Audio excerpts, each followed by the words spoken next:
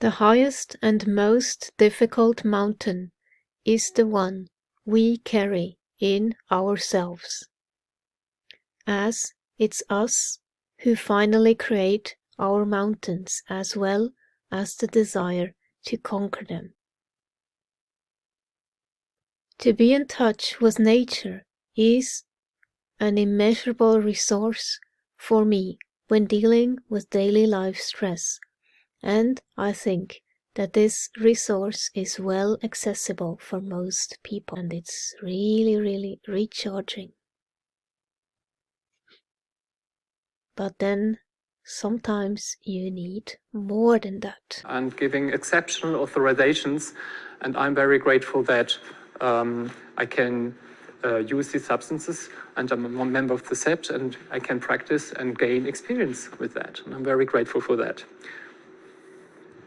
So, the main substances I'm working with, you probably all know. This is LSD, psilocybin, MDMA, and also what I really have to emphasize a lot is ketamine. We have a major focus on the classical psychedelic substances, serotoninergic, but there are also alternatives. And I think that ketamine is very important to mention because you don't have to have an authorization from the authorities. Every physician can prescribe it in Switzerland. It's cheap and it's not too deep, it's not too challenging, and it's not too long. So you can use it, and I use it regularly with all of my patients. I do first 1 or 2 ketamine sessions before even considering doing something else. So I think ketamine is a very important tool to start using these approaches, because it's not too deep, it's not too long, it's not too costly. You don't need to spend a whole day with it. And it's very important for me also to say ketamine is a legal means of practicing this in training for therapists. This is legal, we can do this. And I was building up in Lausanne training for therapists and for doctors using ketamine in a legal framework. I hope that we will be soon allowed to use also other substances in training psychotherapists, because for me the self-experience of the therapist is crucial. It's a crucial prerequisite to ask for, in my opinion. People that have this dysregulation that is acquired in life, they have a big problem with dealing with frustration, with difficult emotion, with pain, with rejection in the social context. Our society does not teach the most important things in life. How to have a relationship, how to love, how to even do simple things like negotiate a lease. It does not focus on breathing either. There are actually many ways to breathe, and only a few are optimal. I'm going to teach you a different way to breathe, a way that can help you regulate your own nervous system. This is an important integration practice that helps you access the experience of safety, presence, centeredness, whenever you choose. Generally speaking, the part of your nervous system that is not under your conscious control is divided into 2 parts: the sympathetic nervous system and the parasympathetic nervous system. These systems operate in parallel and control the exact same group of body functions, but they do it in completely opposite ways.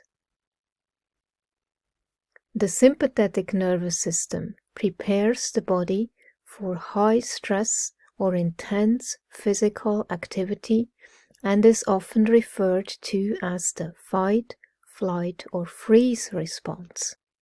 The parasympathetic system has almost the exact opposite effect and relaxes the body and inhibits or slows many high energy functions, which are often referred to as rest and digest.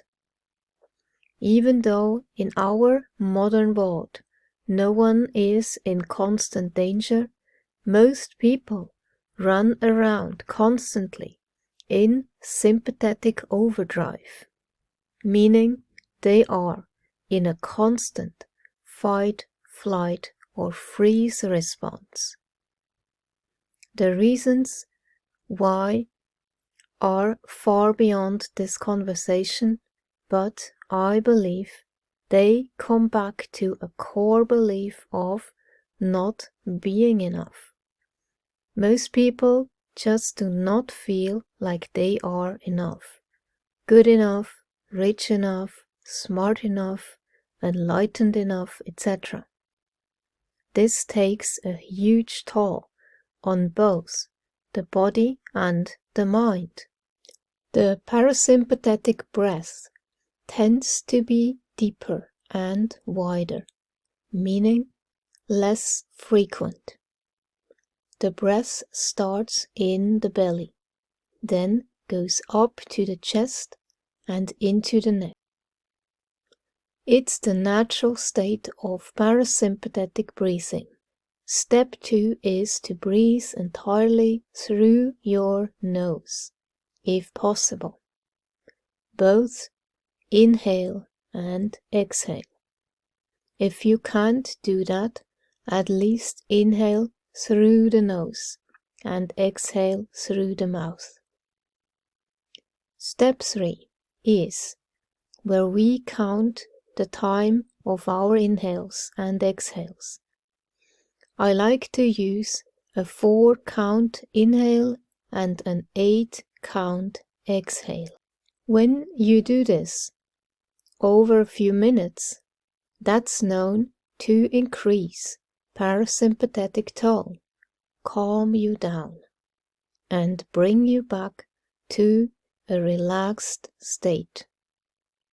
Even though these are technologies that are thousands of years old, they are still science-based, proven methodologies that work.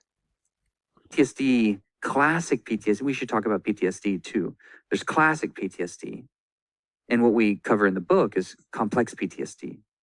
The differential being classic PTSD is the veteran on the battlefield, severe war exposure, the experience of having a life-threatening process happen or somebody getting close to death. That trauma being so overwhelming that it needs to be compartmentalized. And through the kind of recapitulation of the psychic process trying to heal that compartmentalized deep wound, there are flashbacks, nightmares, hyperstartle response, on edge, essentially sympathetic overdrive, constantly in fight or flight. Classic experience, classic PTSD. The difference between that and complex PTSD is something like you might have started to describe about your childhood.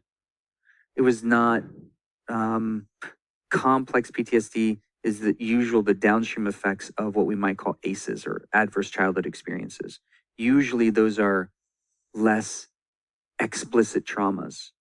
So it's not necessarily I got beaten or I had this horrible thing happen, sexual abuse, etc. It's more like I was neglected, not validated, ignored, ridiculed, emotionally bullied, abandoned. So when we think of the 5 primary wounds of the soul, abandonment, rejection, humiliation, injustice, betrayal, could be any of those, usually over time, not just once, but typically also in the formative years. The psyche, 85–90% of the psyche is solidified in our core belief patterns by the time we're 5–6 years old. Traumatic attachment explained is this identification with the logic of the perpetrator.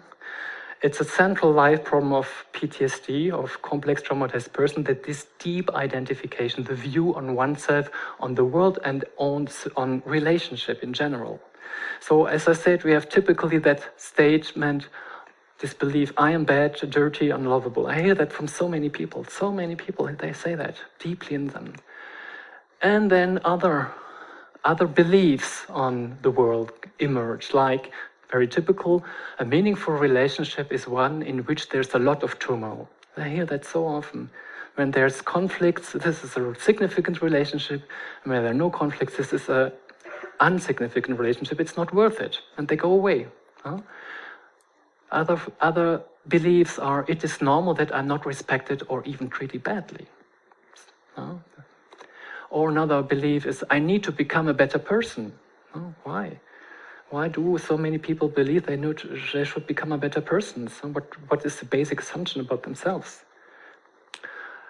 Another phrase, I have gone through hardships, therefore I expect hardships from others. This is how we treat each other in our society. We are very harsh to each other. And we think this is normal. And then the statement, it is normal that so many people suffer around me. The whole world is burning, and yeah, it's normal. We can't do anything about it. We identify with this, with the violence around us. And finally, what I hear about especially sexual abuse is the evidence of the perpetrator, I had a shitty life, therefore you should not have a better one. So the identification of this mistreatment can lead the victim also to become a perpetrator. And you will hear that from lots of your victims of abuse, that they will understand that their parents, they abused them, were also deeply traumatized. And everything is explained by that. So if we really go into this understanding of the chain of identification from the victim to the perpetrator, we understand, in my opinion, transgenerational trauma on a very basic level. We understand it. Well, how is this possible? So, and to end up, I have a last slide on a very important animal model of mental health problem. This is the animal model of learned helplessness. You put an animal into a cage and you put electrical shocks in the cages, and normally when the animal has the possibility to jump out into a safe place, the animal will do that because it's evident. It will jump out on the safe side, here, no shock. But if you want to traumatize this animal and you want to create a depressed animal, what do? You put also electrical shock here all the time. So the animal, whatever it does, if it jumps or not, it will always get a shock and get traumatized at any reaction. So, and this is what we do in science to investigate trauma and depression. This is a model of depression, learned helplessness. So, and this is, of course, also working for human beings. If we always get punched, regardless what we do and how we try to protect us, we will get into deep resignation and depression. So what do you have to do to help such an animal? Do you think there's a drug that can tell this animal how to get protection, how to get out of this mess? That any drug can do that? The answer is no, of course. So what you need to do with such a traumatized animal, you have to take it physically and to lift it up and to bring it in the safe place, because the animal has unlearned to do it for himself. You as a human being, you as a therapist can do that because you have an understanding of the situation.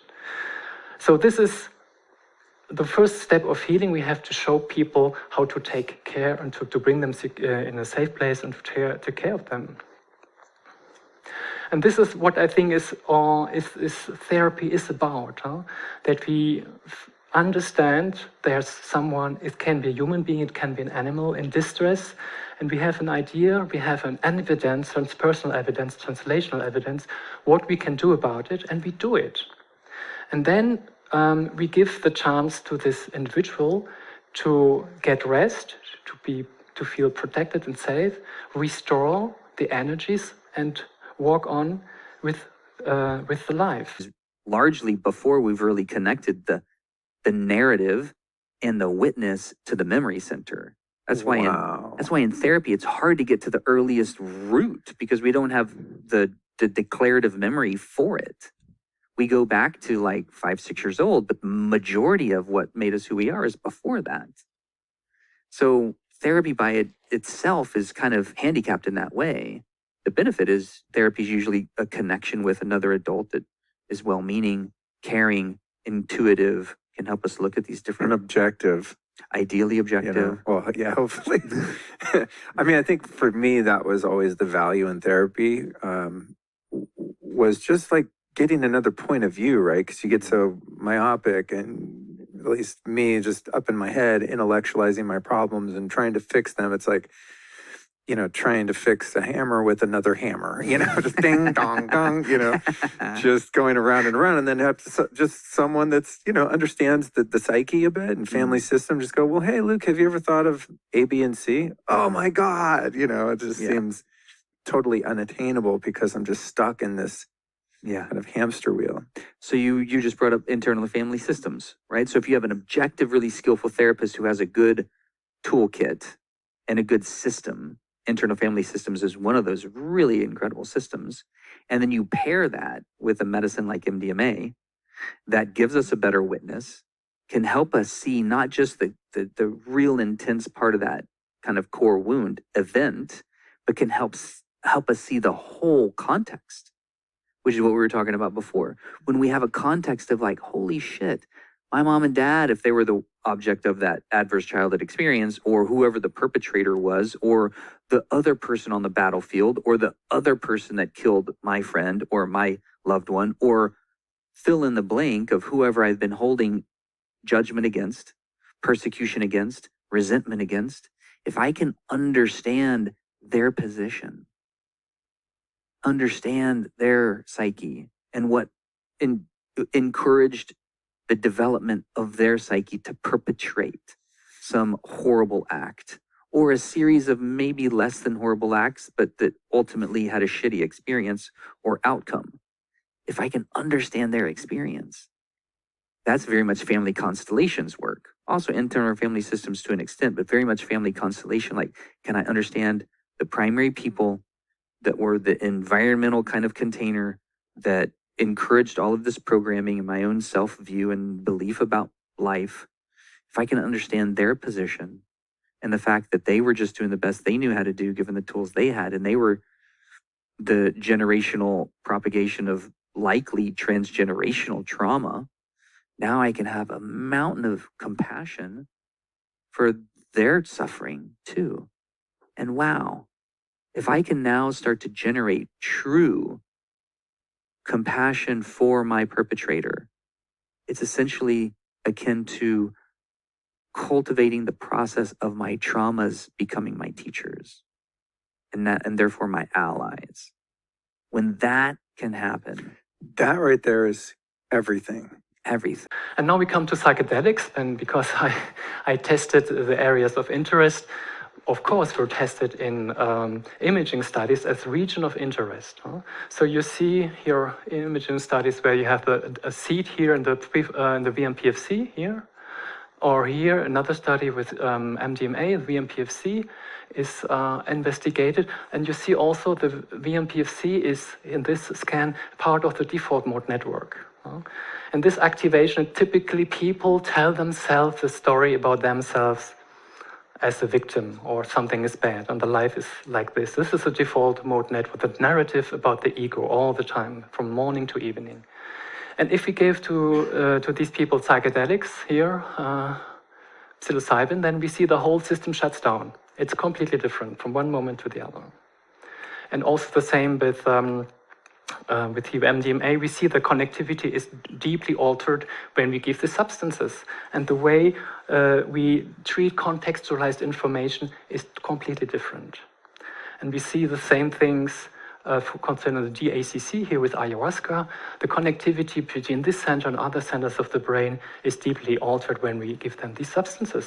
And in my reading, this allows to have a new look of the context of here and now. So if we can understand what the core wound is, which is what medicines allow us to do, particularly something like MDMA. MDMA, it's this fascinating molecule. You'd have a hard time constructing a better molecule for trauma, because what it does is it does three primary things in the brain. It increases our ability to witness. It improves the connection between our witness position and our memory, and it relaxes the fear center. So there's less guard because the fear center is relaxed. So it works as essentially a psychic de-armoring. Now we have a better witness position and we have better memory, particularly those memories associated with the trauma. MDMA has only recently been legalized.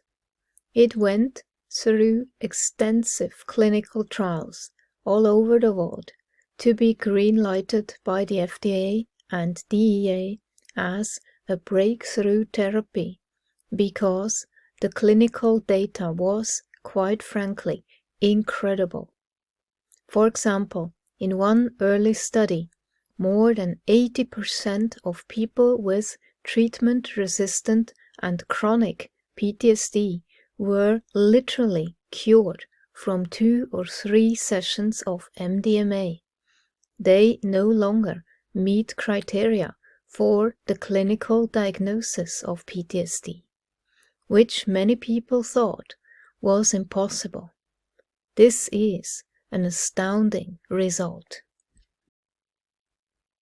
It's the best compound we know for dealing with trauma because it does 3 primary things in the brain. First, it relaxes the fear center. Second, it helps you achieve heightened self-awareness in the observation part of the brain. And the reason that this medicine is so amazing for PTSD, it's the single best agent we know for post-traumatic stress, because it brings us into open-hearted space in order to get in touch with our deeper pain. The best thing about MDMA is that it's always your friend. The medicine is very gentle and you can, to some extent, modulate its impact. So in my opinion, this is the healing of deep trauma is also a spiritual act. In a therapeutic context, it is a task of the therapist to create a space in which love can manifest. And love in that understanding is, in the spiritual sense, compassion, trust, and acceptance. And this is, I think this is the only and most important healing power that people experience this in one way or the other, and they can activate their own resources and activate their inner healer. Because all the individual animals or human beings, we have that capacity to go on and go through stressful things and resource ourselves and go into healing. And this is why I think we also should talk about these things. What is it happening with really healing of deep trauma? What is the healing ingredient? I think we can call it love, we can call it compassion, we call it in many ways, but it's important that we try to get an understanding. And I think psychedelic therapies bring us there to question this. And it's also for me to remind psychedelics means to reveal the soul. So we have to stay there and ask ourselves, well, what do we see when we work with psychedelics? Is this what is becoming manifest?